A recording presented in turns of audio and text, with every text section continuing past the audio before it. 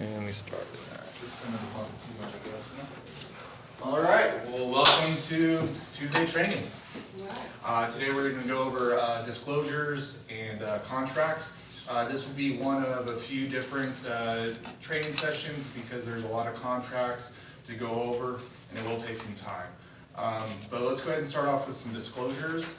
I already passed out the affiliated business arrangement disclosure. This is an in-house document. This is for compliance for Peak Commercial.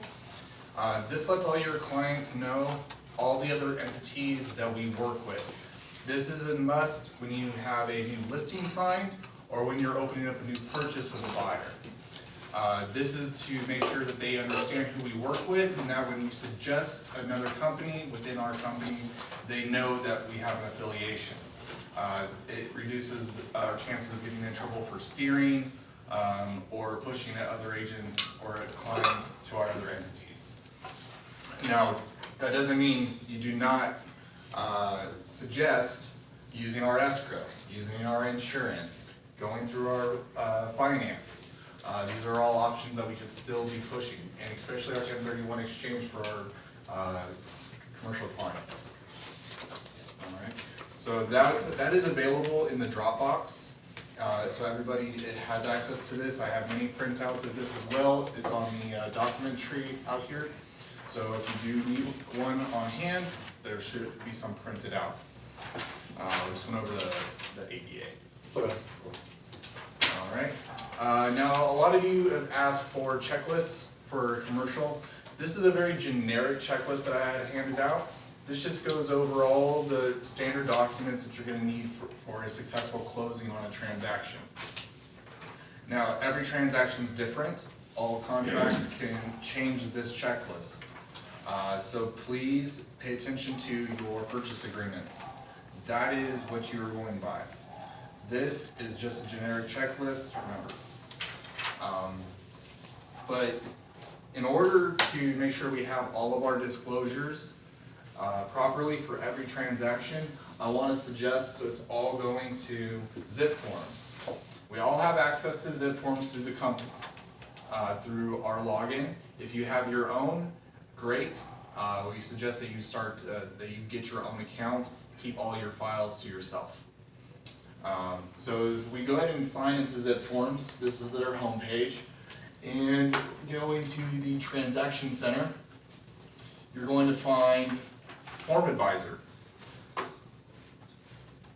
Form Advisor is a tool from NAR, or I'm sorry, CAR. And you've come down here to access the Advisor platform. What it does is it creates a checklist of disclosures per your transaction. So you go ahead and start.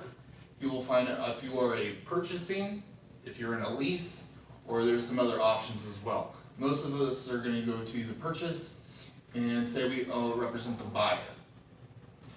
If you have a listing, you would start here. And if you were a third party, you would probably start at this other portion. If you're a third party to a transaction, make sure that the senior agent or primary agent has all of their disclosures as well. You're just as liable. All right.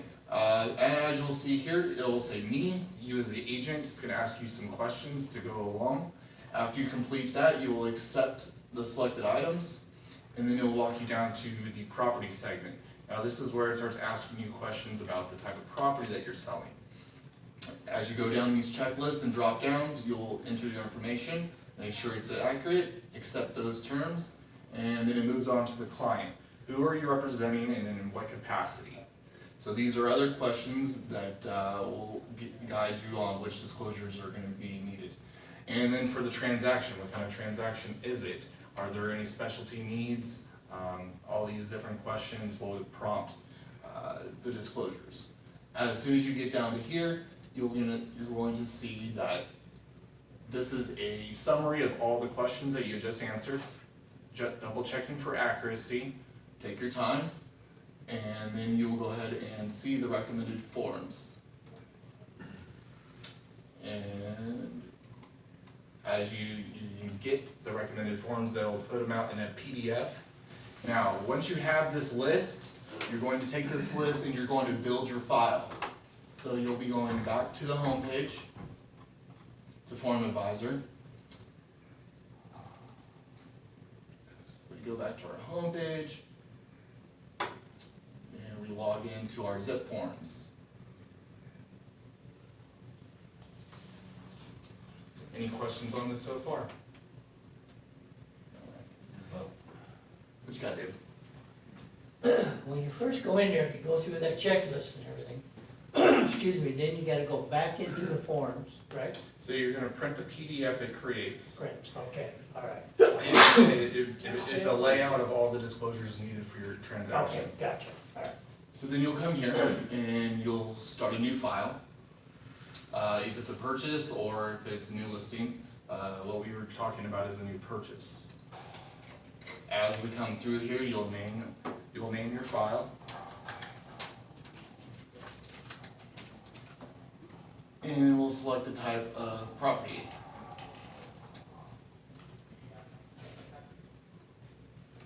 Through here, this is where you're going to start grabbing your documents. You come here to Documents up top.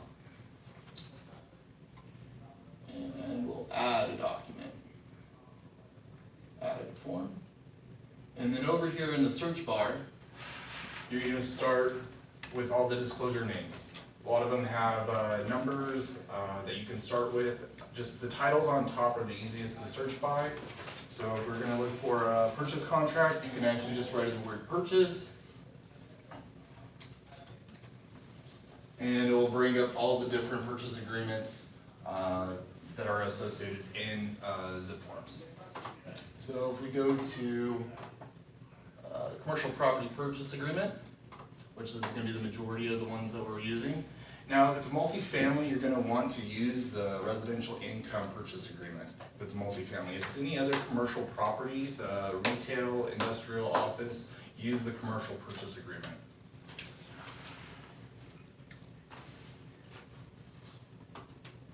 All of the purchase agreements will start off with your disclosing of your office. So this is your agency relationship. This lets the buyer or seller know who you work for and what agents are on the transaction. You're going to check the boxes if it's going to be buyer or seller.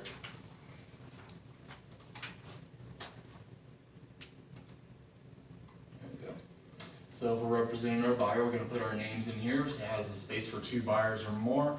If you have 2 or more buyers, you're going to need an addendum for additional purchasers. And that's also an additional form in the program as well. Agent information, that's you, your license number, and then the brokerage name and the brokerage's firm number as well. If anyone doesn't know the firm brokerage number, it's in our email, or all of my email chains and most of our marketing material. The disclosure, real estate relationship is 2 pages. The second page is all disclosures explaining fiduciary responsibilities of the agent and the brokerage itself. It only requires 1 initial, and then we'll move down to the next one. Wire fraud. Wire fraud is a really big thing, especially now that most transactions are being handled electronically. This is now a standard form in all purchase agreements for residential and commercial. So you don't even have to add it to your bundle anymore. It's just page 3 of the contract now. Property address, all the names and buyers and sellers will get populated into this as you enter them through the contract.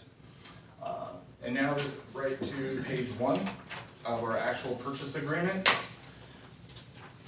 This is how it's laid out. This is the first page.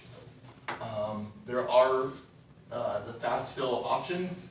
So if you come up here and find fast fill, basically what it does is all the lines that you were supposed to fill information into, it's sitting, you don't have to dig through the document. You just enter them line by line by line. If you have any questions or are not sure of the context of the prompt, go back to full view and figure out which part of the contract it's asking you about so you understand which information to input.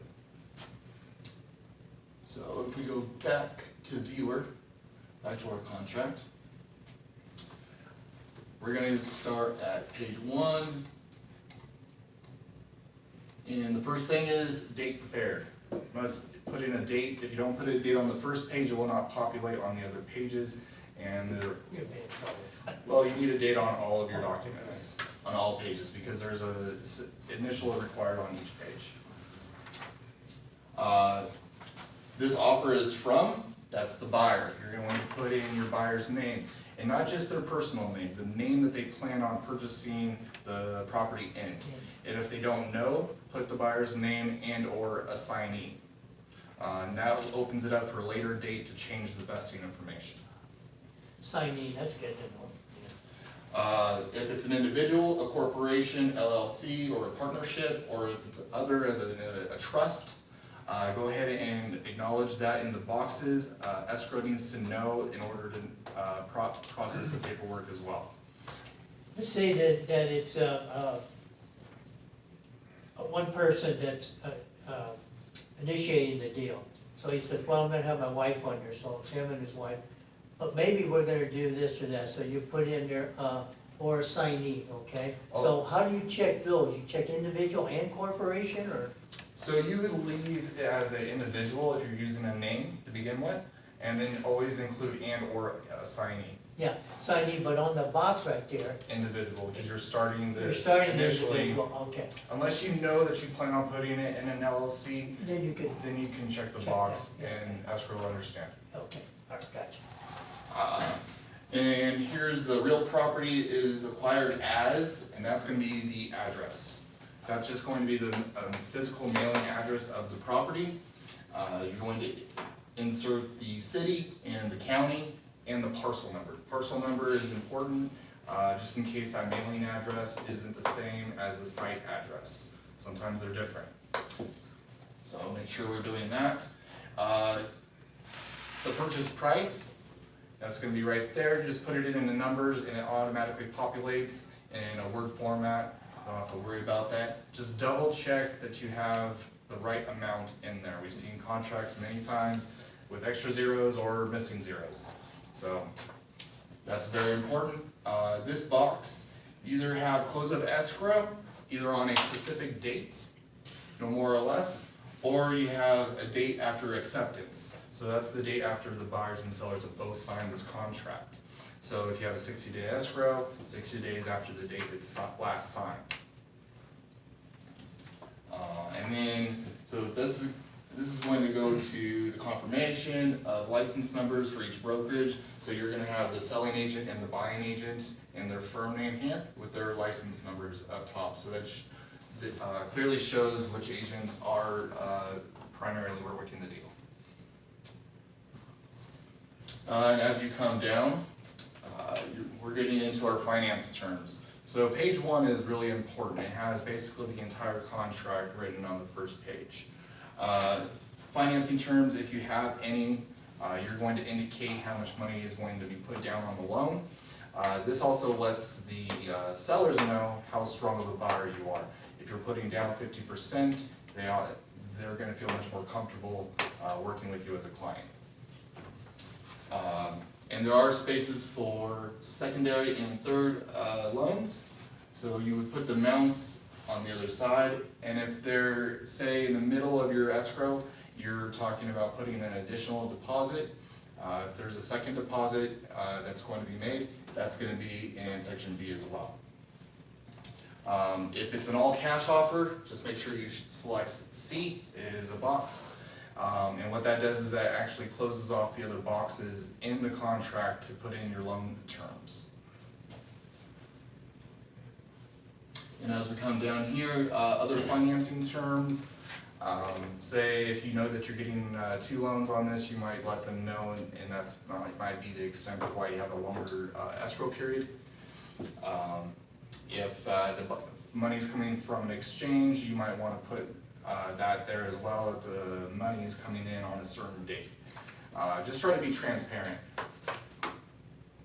And of course, buyer's initials, seller's initials on the bottom of every page. And up here is where our property information is going to get reciprocated. And then you have your appraisal contingency, Generally, you have 17 days from the date of acceptance to have your appraisal done. Check the box, it remains 17 days. If you do not, and you need a longer appraisal period, that's when you're gonna type in a number of days in that box as well. And then this comes down to our contingencies for our loan. It's generally a standard 21 days for a loan to be approved. That's on paper on the contract here. If you know it's a large property, your buyer might need some time. Maybe they're not the strongest of financer. So we might need longer a period of time to secure the loan. So a lot of times you'll see 30, 45, 60 days, especially if it's a complex deal. And we'll move down here to addenda and advisories. We have a buyer's inspector advisory. That's actually the last page, or second to last page on our standard contract. It's already included. As you see, the check boxes there. And that's just a disclosure for the buyer, and it's really just about risk and things like that. This is also where you would put in your other inspections if you had a phase 1 or a phase 2 possibly that you know that you're going to go through. A lot of times if you're buying gas stations, industrial spaces, you're probably going to have those additional inspections. You want to make that part of the contingencies and a part of the contract. So that way you can make sure that the dates are ahead of you. If you have termite inspections for multifamily, this is also where you would probably put that as well, for under the other. And then you have other terms. If there's anything else that's in part of the deal, say if there's anything such as real property, furniture, fixings, things like that are going to remain at the facility or commercial space, you're going to write that in. If there's compensation for that, you're going to write that in as well. It is only 3 lines. Do not be worried if you run out of space. This happens a lot. All you do is attach an addendum, and it just becomes an addendum part of the purchase agreement. And that's where you can write in all your other terms. You guys have any questions on that? Okay. And a big one now is the allocation of costs. A lot of these are pretty standard. We normally have the seller pay for the natural disaster or natural hazard disclosures. So your NHD reports, we generally try to get the seller to pay for those. It's his property. He should prove that it's a clean property. Most of the time you are always going to include the environmental portion of the NHD. So make sure you have that lined up. During your inspection period, that's when you're going to order this inspection for your clients. And hopefully that you make sure that's within your contingency dates as well. If we come down, if there's any other reports, you're going to have 2 lines for options there, and you're going to allocate the cost to either buyer or seller depending on the other inspections that you have. And a lot of this is going to be coming from the buyer themselves for what they're looking for. But remember, always advise them of different inspections that they should be aware of to help them move along. Now, if we come down to government required here, we are going to have the seller make sure that they take care of the smoke alarms, the carbon monoxide, and make sure the seller is in compliance of the building itself. So generally, it's seller is in charge of making sure that this property is delivered up to code, up to compliance. Up to comply, everything, okay. Escrow and title. This is where we want to take a chance of getting our escrow company involved. Even if you represent the buyer, always write in what escrow company you'd like to work with. Ultimately, the seller generally has the say in this, but if they're comfortable and they want the buyer to feel comfortable, they'll use our escrow. So this is where you would write in escrow hub and choose one of our officers. The fees, a lot of times, we do buyer and seller, so you can either go to each pay their own, and that's their closing costs for escrow fees. So options are each to pay their own, or to split 50-50. And there's times where a seller might say, I'll pay for all of it, very rare, and the buyer is generally not going to pay for all the fees as well, because they're already making a purchase. So generally we split that up, and the same with title. You generally want to have the title, insurance and all that other, fees split in half. Just 50-50 or to each pay their own. And this is also where you would select your title company. Now this is, these are car forms, so that's California. These forms are only valid here in California. Alright? Not all states have escrows. Most transactions go through a title company in other states. And generally the seller will control which title company that they're gonna be working with. And so you can always submit this form to an out-of-state brokerage, and they'll reciprocate with a purchase agreement written up by a title company or a lawyer. But that'll give them the outline of everything, all the Absolutely. information. So you can submit this anywhere, but this will not be the working contract that you'll be working from. That's good to know. So, and as we come down, we have some other fees. Seller will pay for county transfer tax fees, and the seller will pay for the city transfer tax fees. Always indicate the seller on both of those. And if there's any other fees, some commercial properties have HOAs, even office condominiums potentially. So if there's any other associated fees in this transaction, make sure you know who's paying for them. Transfer fees usually are done by the seller, isn't it? Absolutely. Yeah, That's very standard for them. yeah. Now, on the page prior to this, there was additional terms. Well, on this one, we have items excluded from the sale. That goes back to real property for the most part. If you have a convenience store that has a small merry-go-round in front of it, the seller could say, I'm taking that with me. Or if the buyer doesn't want certain aspects there, he can ask to have them removed. This is just another place to where you can write additional terms. Closing and possession. Generally it's till 6 o'clock at night for closing. To be realistic, it's about 3 o'clock. This goes down more with the natural environmental disclosures. And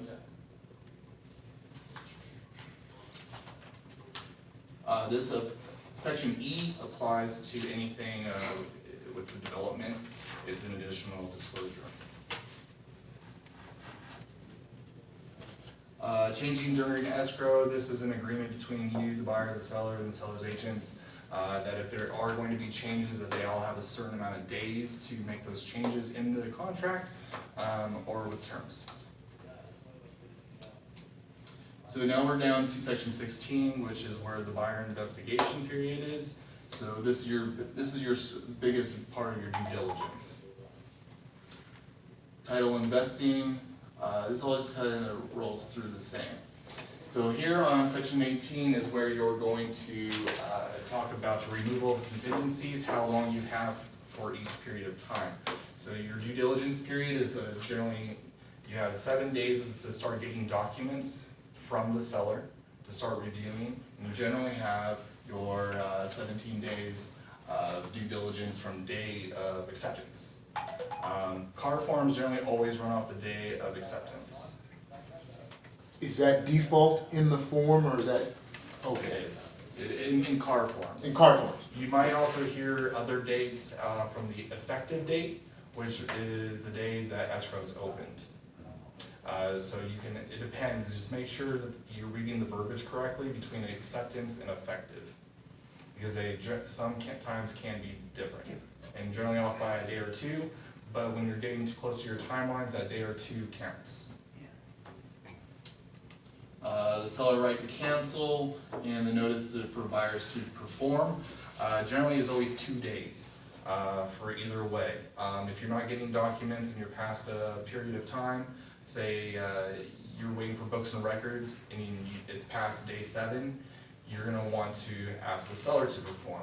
Or if the buyer hasn't started their loan documents, you as representing the seller might ask the buyer to perform to show that they're starting their loan, letting you know that they're on the process of purchasing this property on time. And we'll keep going down. Joint escrow instructions for holder, this goes over the escrow's, fiduciary responsibilities and what they're supposed to be bringing and doing for us. If you come down, down here, we have a arbitration clause. This is what you want to sign for your, you want your clients to sign for arbitration over mediation. We'd rather try to handle things in-house with a representative from each party to talk things out, rather than going to court and doing a mediation, which would be time, money, and probably a loss of a transaction. So those are the signatures right there. And guys, this is a real brief description of this purchase contract. It's 12 pages long. I really suggest you read through it, and not to memorize it, not to know it by heart, but to know on which page and in what section certain things are at. If you go to your client and you know that your due diligence is on page 4, section 18, they're gonna feel more comfortable and confident with you as an agent. Small things like that. And it makes reading this a lot easier as well, when you know which boxes to check and where to go to, rather than screening through it for hours. It can be intimidating because there are a lot of pages and a lot of verbiage in there, but if you just stick to the main points and focus, you guys are gonna be just fine. So, and it does take a couple of times. Dates and money. That's about it. So, this box is for escrow, and this is actually going to break down all the information for each party, for each brokerage. I do suggest you write as much information as you possibly can. It's much easier for the office and escrow and for all the agents involved if your client's information is there. If you have their phone number and their email. Minimum email. We do, the office, escrow, your transaction coordinator generally have to get a hold of somebody throughout the transaction to get a document signed, or to make sure we have the right wiring instructions, and just to ensure that you guys get paid properly. This is for the escrow to sign. Once they've received this contract and confirmed it, they will sign this, and that would become the effective date. But remember, car forms run on acceptance. What we talked about already was the buyer advisory. This just kind of gives them a reminder of what they should be paying attention to when they're going through a purchase of a property. Their acknowledgement, and then possible representation of more than one buyer or seller disclosure. So this actually applies to not just having two buyers, but you might have two agents from the same brokerage representing both sides. It's to let the clients know that who's working it and the relationship between them.